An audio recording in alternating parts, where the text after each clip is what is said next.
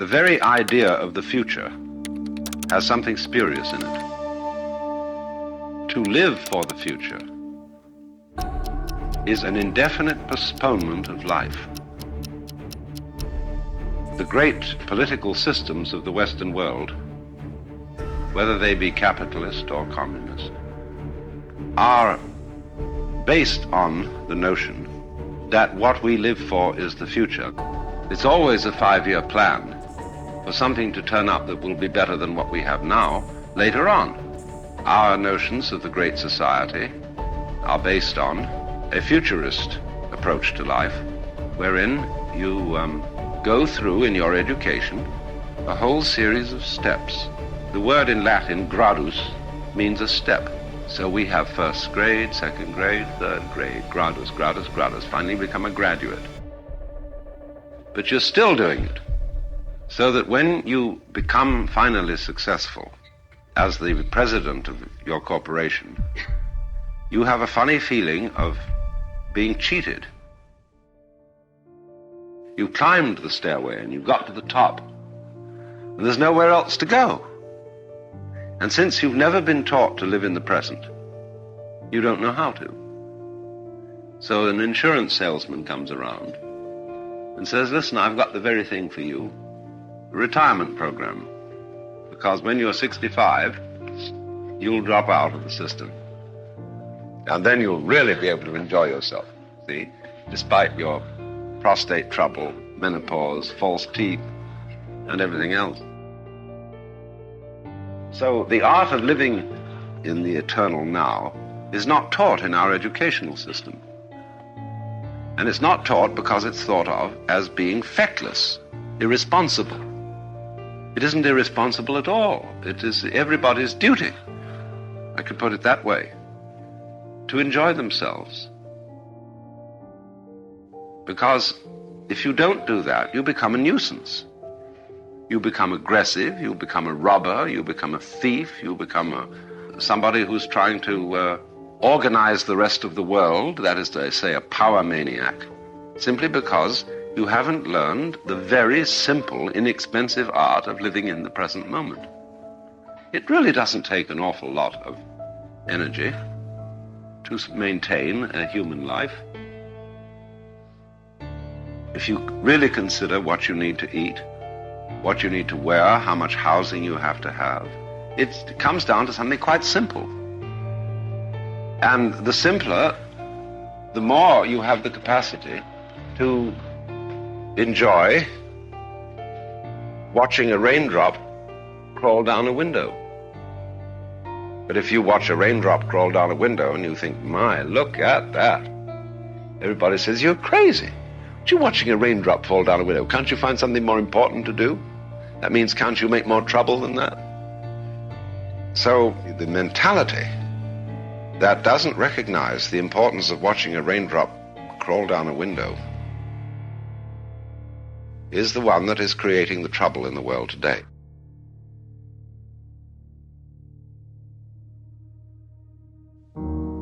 We say you are of no value, you're not even human, unless you're changing things, unless you're interfering, unless you're progressing. We confuse growing with progressing. Unless something is happening, a great operation, a new project is going on, and you're busy with it, we say, well, you're lazy. You're good for nothing. Because you are not working for the future. But they say, if you're working for the future, you're quite mad. So they don't work for the future. And we say, well, that's awful. That's irresponsible. You can't do that. That's not maintaining the world properly. What do you think? Maybe that is maintaining the world properly. Maybe it's we who think that everything should be progressing who are destroying the world. Of course we are. By our Protestant ethic, by our notion of keeping everything in charge, it's true. We have a great initial success. We destroy diseases. We keep people alive. But on the end is the H-bomb. Get rid of it all, entirely. These non-political people are saying to us, the trouble with you is you don't know what you want. You have a future which you're working for, but you're all wretch and no vomit.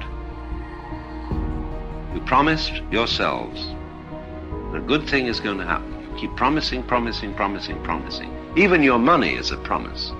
It says on the dollar bill that the Treasury of the United States will promise to pay $1.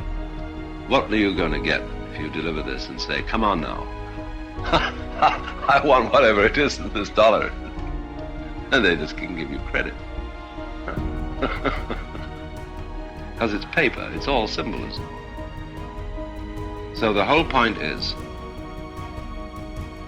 the future is an illusion. The basic ideas in Hindu cosmology, that in the course of time, you go through the series of yugas, or the epochs. You begin with a great state of affairs, and it gradually deteriorates. Is a way of saying to people, in the course of time, things only fall apart. Therefore, get out of time.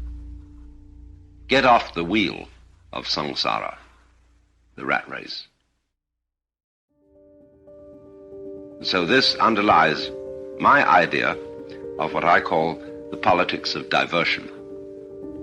Divert Western man from history, from the notion that he is in a historical process which is leading to something always better and better and better, but which in fact only leads to more and more destruction.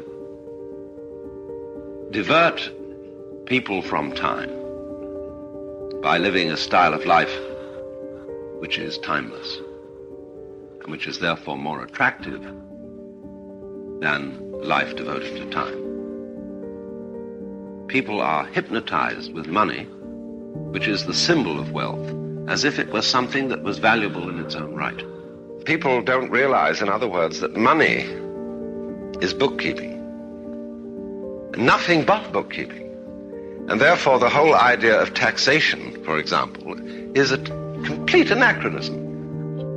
The thing that is stopping the flow of the actual wealth of the world is this fixation on money. What you need to do is actually reverse taxation. Instead of charging taxes, issue credit. But you have to keep the credit balanced to the gross national product in some form of figuring. And then everybody can circulate what they're making. Otherwise, you're in this ridiculous situation where people are starving in India, and we are hoarding food supplies and burning them and dumping them in the ocean, which is a sheer insanity. But it's all based on a psychological block about money. So, this kind of psychological block is what in Indian philosophy would be called a maya. It is an illusion, and it's the same kind of illusion as that of the future. The idea that the future is when we're really going to live.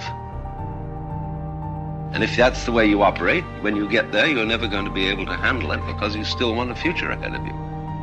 You're a perpetual donkey with a carrot suspended from your collar on a rod like this, and you're pursuing it.